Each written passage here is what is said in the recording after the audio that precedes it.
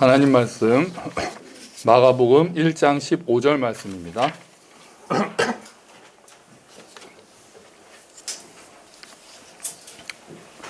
마가복음 1장 15절 한 절 말씀입니다. 마가복음 1장 15절.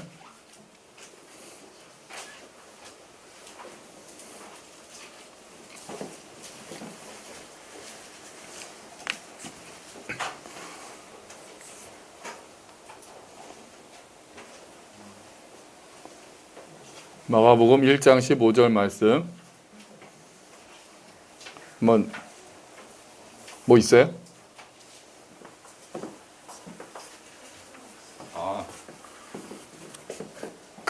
우리 그랜저 타고 다니시는 분이 계신가요? 36서 2947 없으시죠? 네, 우리 교회 아니네요. 그랜저면 네, 아니에요. 안 오셨어요. 자, 우리 같이 읽어볼까요?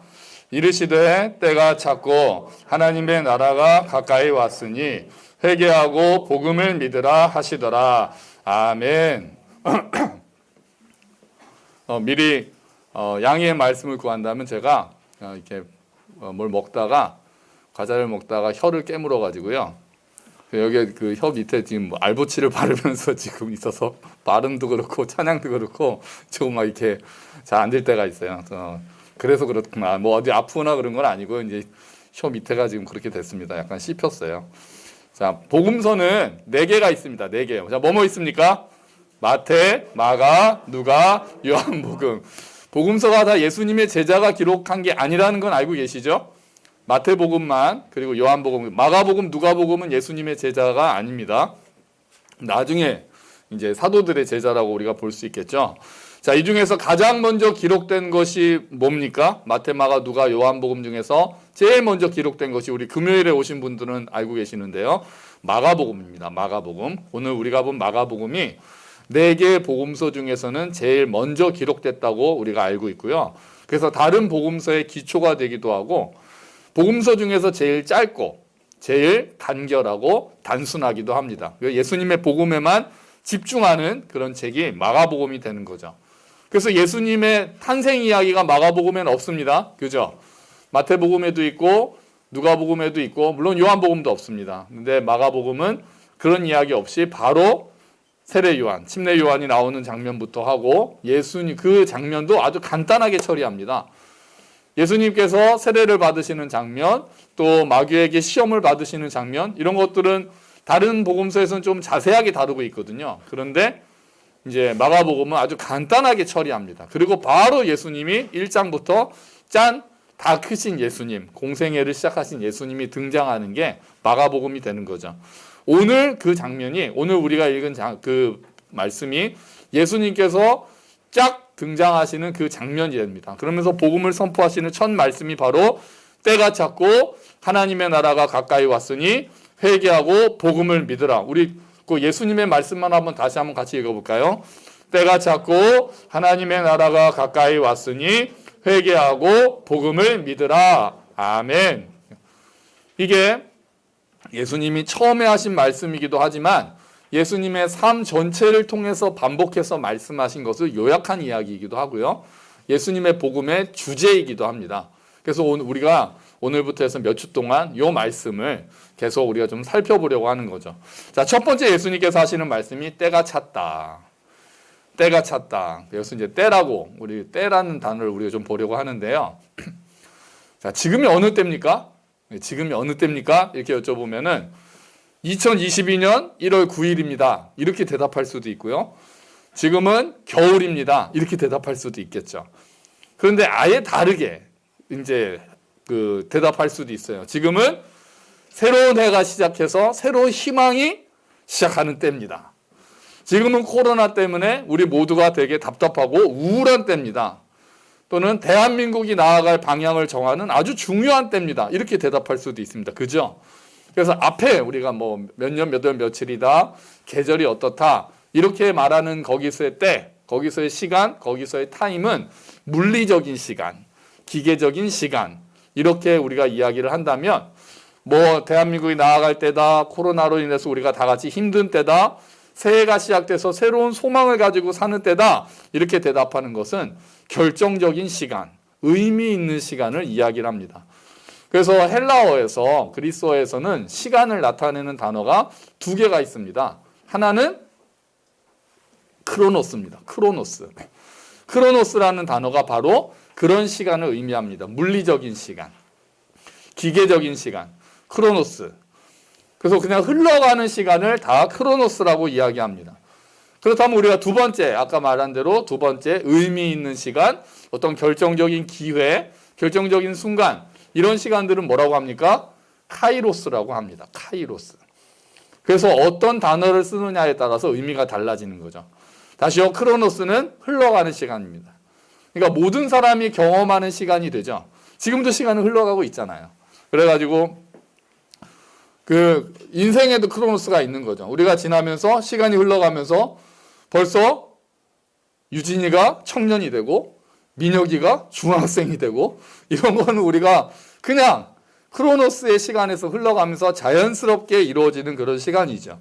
그런데 카이로스의 시간은 의미 있는 시간이 되고 특별히 규정된 시간이 되는 거죠. 이 시기가 지금 2022년이 민혁이가 중학생이 된 이 시기가 그냥 크로노스의 시간으로는 그냥 저절로 중학생이 된다면 이 시기에 만약에 민혁이가 앞으로 인생에서 내가 무엇을 할지를 정하는 의미 있는 시간이 된다면 2022년이 카이로스의 시간이 되는 거죠. 민혁이에게 있어서.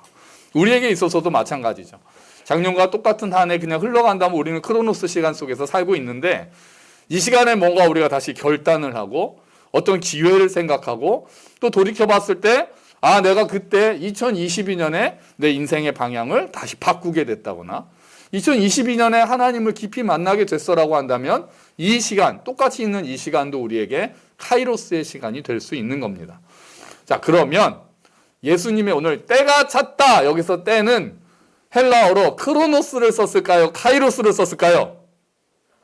카이로스죠. 카이로스죠. 여기 마가복음에 때가 찼다는 말씀은 카이로스입니다. 그러니까 그냥 시간이 다 됐어요. 시간이 흘러갔어요. 이런 의미를 가진 게 아니라 결정적인 타임이 왔다. 이런 말을 하고 계시는 거예요. 예수님께서. 준비된 시간이 됐다. 이 말씀을 하고 계시는 거죠. 마가복음 앞부분에서는 복음을 시작하는데요. 마가복음 오늘 1장 1절 한번 보시겠어요? 1장 1절을 같이 읽어볼게요. 하나님의 아들 예수 그리스도의 복음의 시작이라. 이렇게 마가복음이 시작하는데요. 그리고 나서 바로 2절 3절에는 구약의 말씀이 나옵니다. 선지자 이사야의 글에 보라 내가 내 사자를 내 앞에 보내노니 그가 내 길을 준비하리라. 광야에 외치는 자의 소리가 있어 이르되 너희는 주의 길을 준비하라. 그의 오실 길을 곧게 하라. 기록된 것과 같이. 그러니까 구약의 말씀, 이사야 말씀하고 말라기 말씀이 같이 결합되어 있거든요. 복음의 시작이다. 예수님의 복음의 시작이다라고 하면서 왜 구약의 말씀이 먼저 나옵니까? 그러니까 성경은 이 때라는 것이 갑자기 예수님이 아무런 계획 없이 등장하신 그런 게 아니라 구약 시대부터 예수님이 오시기 수천 년 전부터 예수님이 오실 거다라는 것, 더군다나 그 앞에 요한이 와서 예수님의 길을 준비할 거라는 것부터 다 계획되고 준비되었던 때가 됐다. 그거를 보여주기 위해서 이 구약의 말씀을 마가복음 앞쪽에 넣고 있는 거예요. 그러면 하나님께서는 무엇을 준비하고 계셨을까요? 어떤 계획을 가지고 계셨던 걸까요? 아담과 하와가 선악과를 따먹고 에덴 동산에서 쫓겨나잖아요. 하나님께서 보시기에 좋았던 세상이 죄로 인해서 망가졌습니다. 그때 하나님께서는 아브라함을 선택하셔서 하나님의 나라, 이 땅에 하나님의 나라 이스라엘을 세우시기를 결정하셨습니다. 그리고 아브라함을 통해서 아브라함과 이스라엘만 복을 받는 것을 원하신 게 아니라 아브라함을 통해서 모든 족속이 복을 받기를 원하십니다. 우리 주보에 보시면 창세기 12장 3절 말씀 앞에 이제 화면에도 나옵니다. 같이 읽어보겠습니다. 너에게 복을 주는 사람에게 내가 복을 주고 너를 저주하는 사람을 내가 저주하겠다. 땅 위의 모든 백성이 너를 통해 복을 받을 것이다. 아멘. 이게 원래 하나님의 계획이었던 거예요.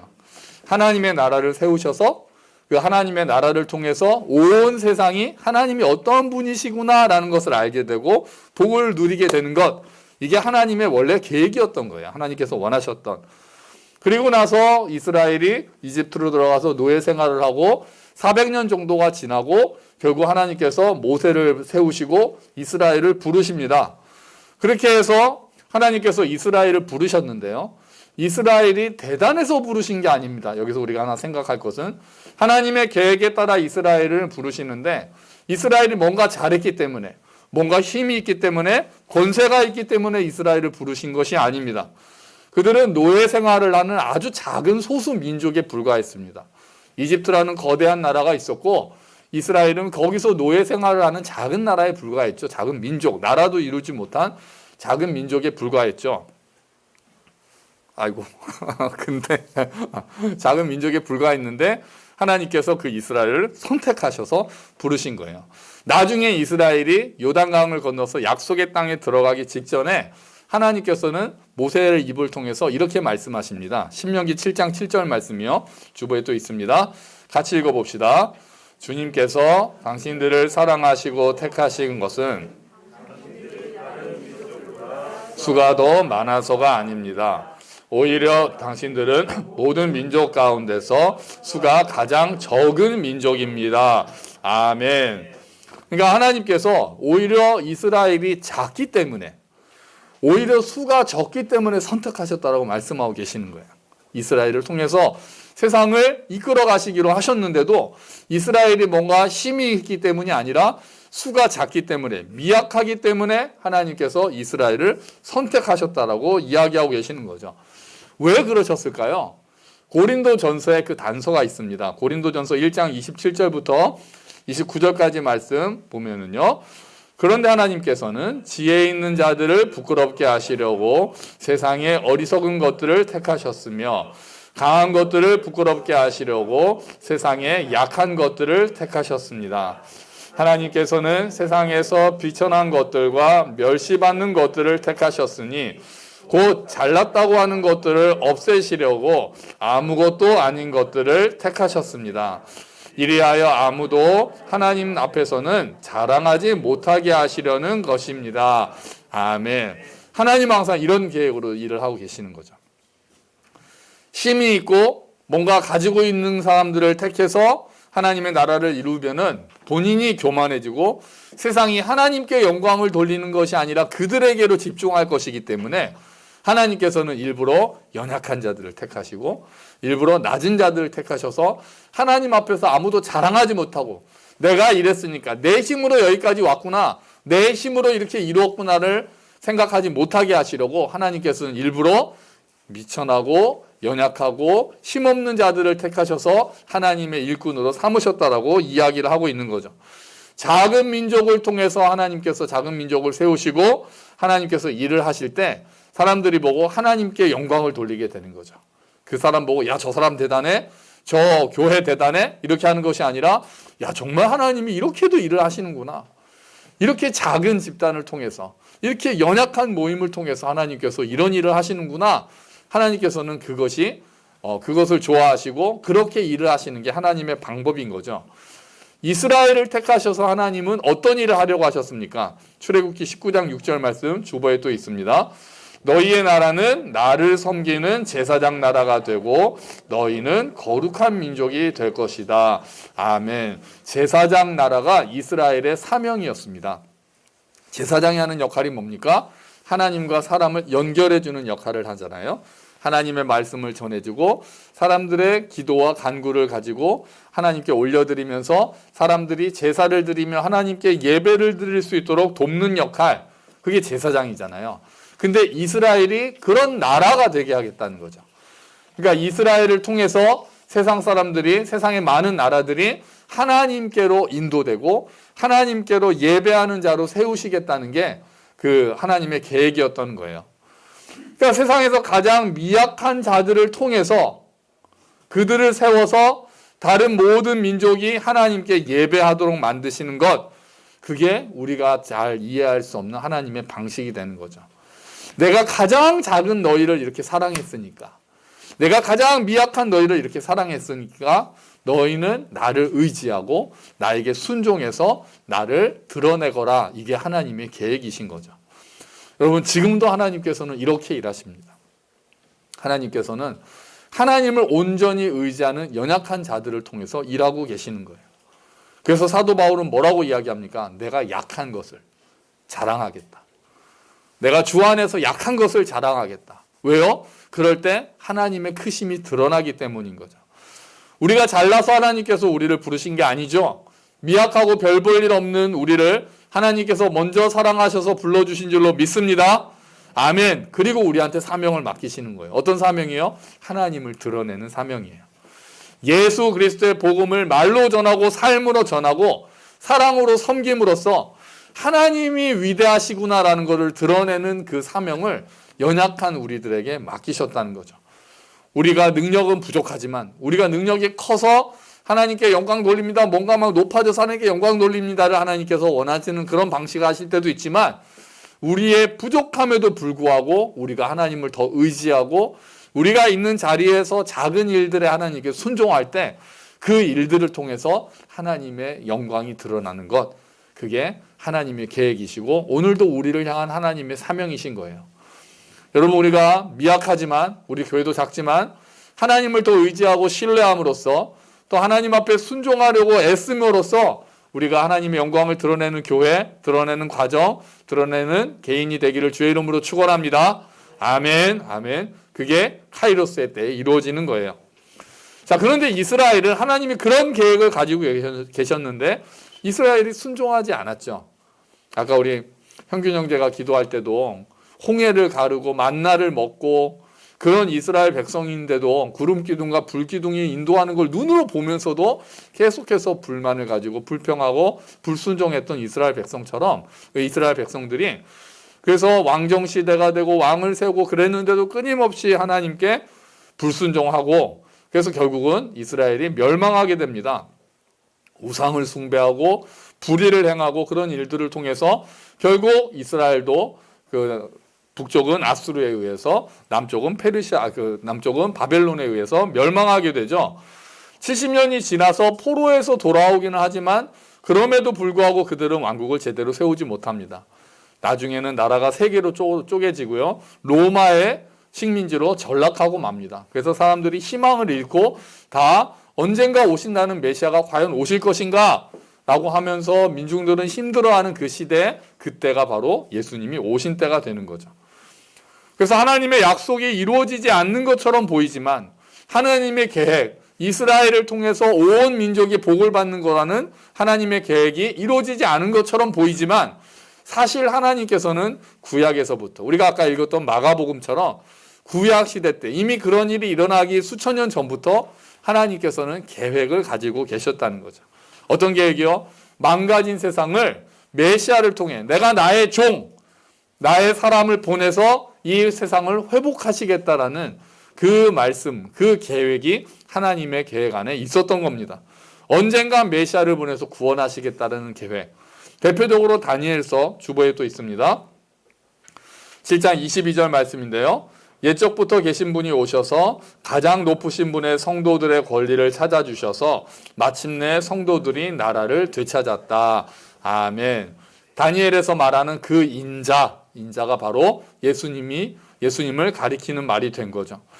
이렇게 예언자들이 메시아가 올 것이다 라는 말씀을 하고 400년이 흐르고 드디어 때가 찼고 오늘 우리가 본 말씀이에요. 때가 찼어요. 수천 년, 수백 년이 지나서 때가 찼어요. 카이로스의 때가 왔어요. 그래서 예수님이 오신 거죠. 그때. 그러니까 때가 찼다는 말씀은 하나님께서 준비하고 계셨던 때라는 거예요. 그래서 카이로스라는 단어를 쓰는 거예요. 그냥 흘러간 때가 아니라 하나님께서 인간을 만드실 때부터 계획하셨던 것, 그리고 아브라함을 세우실 때부터 계획하셨던 것, 이스라엘을 홍해를 통해 이집트에서 구해내실 때부터 계획하시고 계셨던 그것들이 완성되는 때, 예언자들을 통해서 언젠가 메시아를 보내서 세상을 회복시킬 것이라는 하나님의 계획이 드디어 이루어지는 때, 바로 그때가 왔다고 예수님께서 선포하시는 거예요. 그래서 때가 찼다. 때가 찼고 내가 왔다. 하나님의 계획이 이제 드러나고 있다. 예수님이 말씀하고 계시는 거예요.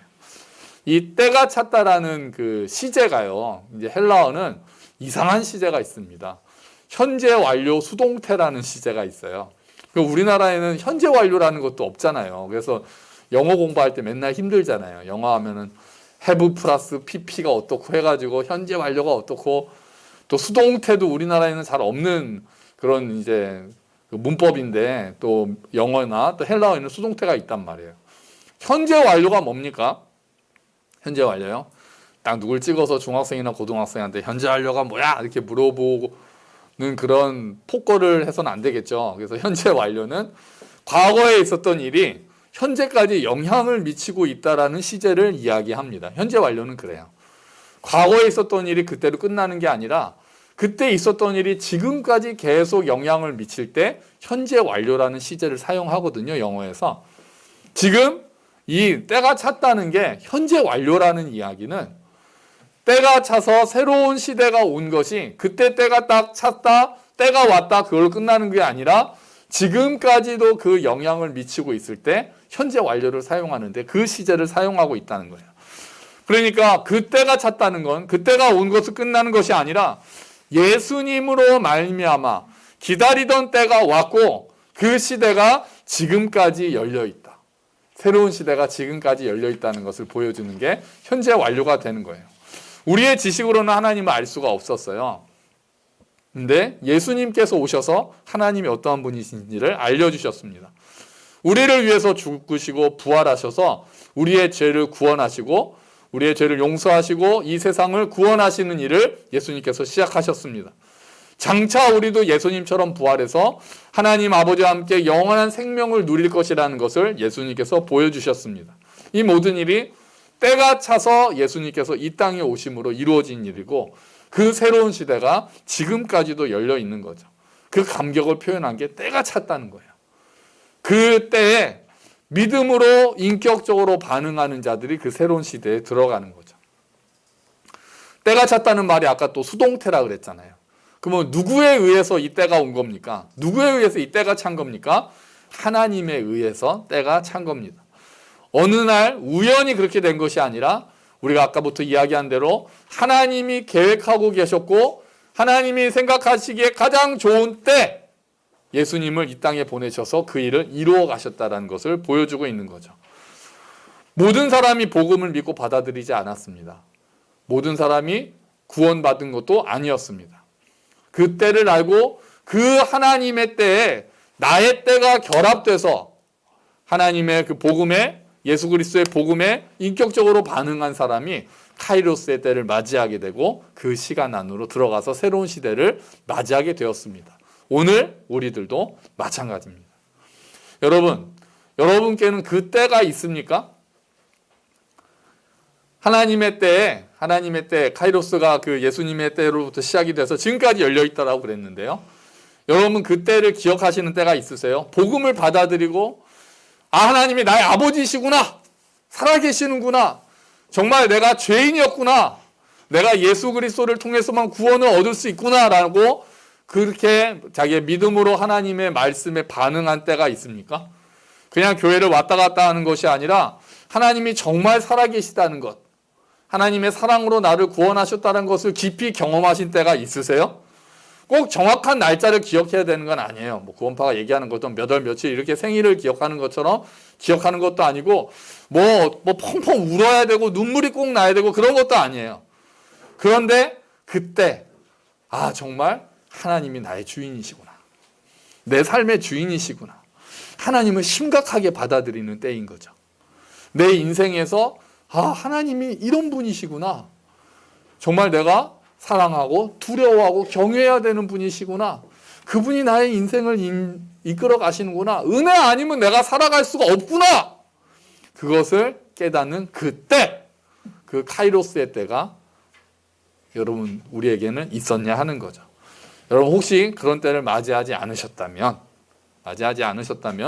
올해가 바로 그때가 되기를 축원합니다. 아멘. 진짜 혹시 그때를 아직 맞이하지 못하셨다면, 교회는 다니셨으나 그때를 맞이하지 못하셨다면 올해가 바로 그때가 되기를 정말 축원합니다. 특히 우리 자녀들이 부모님 따라서 어릴 때부터 교회를 다녀왔지만 정말 하나님을 인격적으로 만나고 거듭나고 정말 하나님이 나의 아버지입니다. 부모님의 아버지가 아니라 나의 하나님이시고 나의 아버지입니다 라고 고백하는 그때가 속히 오기를 주의 이름으로 축원합니다. 아멘. 아멘. 그 여러분 그때를 경험하신 분들은 그 다음에 우리가 또 생각할 것은 이제 그때를 경험하신 분들은 지속적으로 성장하시기를 축원합니다. 아멘. 여러분 영적 성장은 크로노스의 시간으로 이루어지지 않습니다. 우리가 몸이 자라고 나이를 먹는 거는 그냥 크로노스 시간 안에서 모든 사람이 다 경험하는 거지만요. 영적으로 자라는 것은 그냥 시간이 지난다고 해서 자라지를 않습니다. 교회를 10년, 20년 다니면 저절로 영적으로 성장하지 않습니다. 그래서 교회를 아무리 오래 다녀도 영적으로 어린아이인 사람들이 있는 거죠.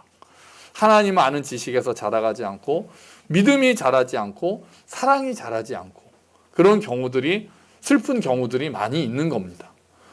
영적으로 그러면 자라려면 어떻게 해야 합니까? 고민해야 되고 깊이 생각해야 되고 하나님 앞에서 결단해야 되고 하나님 앞에서 순종을 시작할 때 하나님 말씀 하나를 붙잡고 씨름한 다음에 그 말씀에 순종할 때 그 말씀에 순종해서 하나님께서 일하시는 것을 볼 때 그리고 어떤 경우에 내가 정말 순종이 힘들어서 울며 하나님 앞에 기도하고 엎드릴 때 그럴 때 영적인 성장들이 이루어지는 거죠. 그 때가 우리에게는 카이로스의 때가 되는 겁니다. 하나님이 지금 나에게 무엇을 원하시는지를 고민하고 내 일상 가운데서 그 말씀에 조금씩 순종하는 것들 그런 일들을 통해서 영적으로 자라게 되는 거죠. 여러분 지금도 시간은 크로노스로 흘러가고 있습니다. 지금 제가 설교를 한 20-30분 크로노스의 시간은 흘러갔습니다. 어떤 사람은 이 시간이 그냥 또 흘러가는 시간이 되죠. 그냥 스쳐 지나가는 시간이 되죠. 하지만 또 어떤 사람은 정말 그래. 정말 나에게 그때가 있기를 소망해. 그 의미를 부여하고 그 시간 가운데서 어떤 사람에게는 이 설교 시간이 또한 카이로스의 때가 되고 이 예배가 카이로스의 때가 되고 내가 이 말씀에 또 다시 한번 나를 돌아보게 되고 생각하고 붙잡고 결단하는 시간이 될 때 카이로스의 시간이 되는 거죠. 여러분 흘러가는 시간들 우리가 그냥 흘려보내지 말아야 되겠습니다. 정말 시간에 의미를 부여하고 카이로스의 시간으로 만들어 가시기를 축원합니다. 2000년 전에 때가 찼다고 하시면서 역사에 개입하셔서 새로운 시대를 여셨던 하나님께서는 지금도 우리의 삶에 개입하기를 원하고 계십니다. 거기에 우리가 믿음으로 반응할 때 하나님의 때와 우리의 때가 만나게 되는 것입니다. 때가 찼다고 하시면서 우리를 부르시는 하나님의 부르심에 반응하고 결단해서 올해를 카이로스의 해로 시간을 만들어 가시는 저와 여러분이 되시기를 주의 이름으로 축원합니다. 아멘. 우리 같이 기도하겠습니다. 주님, 흘러가는 시간 속에서 의미를 부여하고 정말 때가 찼다고 말씀하시는 그 때가 오늘 또 이 시간이 되어 나에게도 그 카이로스의 시간이 도달하고 때가 차기를 원합니다. 믿음으로 반응하길 원합니다. 우리 함께 기도하겠습니다.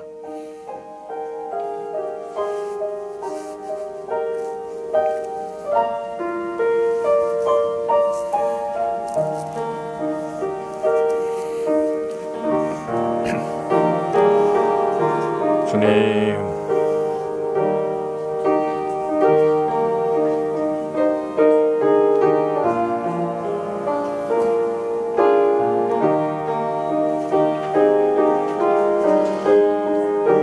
아버지,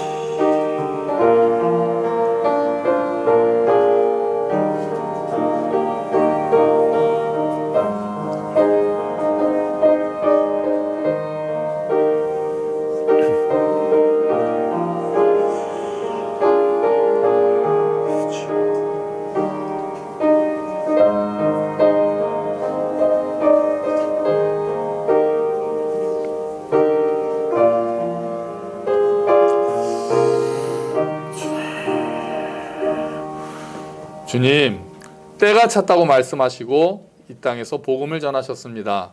카이로스의 때, 하나님께서 준비하시고 계획하셨던 때가 임했고 예수님께서 복음을 전하시며 이 세상을 구원하시는 하나님의 나라를 세워가시는 일을 시작하셨습니다. 주님, 우리 인생의 때, 우리 인생 가운데서도 그런 때들이 무수히 많이 있습니다. 그냥 흘러가는 시간으로 내어두는 것이 아니라 하나님께서 우리에게 말씀하시는 그때 우리가 믿음으로 반응해서 이 시간들을 의미 있는 카이로스의 시간으로 만들어가는 우리가 될 수 있도록 주여 도와주시옵소서. 아직 하나님을 심각하게 생각하고 주의 말씀에 믿음으로 반응하고 예수님을 인격적으로 영접하고 그런 시간이 없었던 지체들이 있다면 주님 은혜를 베풀어 주셔서 올해가 바로 그때가 되게 하시고 하나님을 내가 정말 인격적으로 영접했다라는 고백을 할 수 있는 시간이 오도록 도와주시옵소서. 특히 우리 자녀들을 위해서 기도합니다. 오랫동안 교회를 다니면서 자라나고 있지만 정말 인생의 중요한 때 하나님을 내가 인격적으로 만나고 하나님 예수님이 나의 주요 나의 구세주이심을 고백하는 그때가 올 수 있도록 속히 오도록 주님 도와주시옵소서. 또한 우리가 영적으로 성장하기를 원합니다. 그냥 시간이 흘러가면서 내버려 두는 것이 아니라 순간순간 고민하고 또 분별하고 순종하고 결단하면서 주님 앞에서 영적으로 자라는 우리 모두가 될 수 있도록 은혜를 더하여 주시옵소서. 감사합니다. 주님, 이 모든 말씀 예수 그리스도의 이름으로 기도합니다. 아멘. 우리 자리에서 일어서셔서 주기도문 찬양하시면서 봉헌하시겠습니다.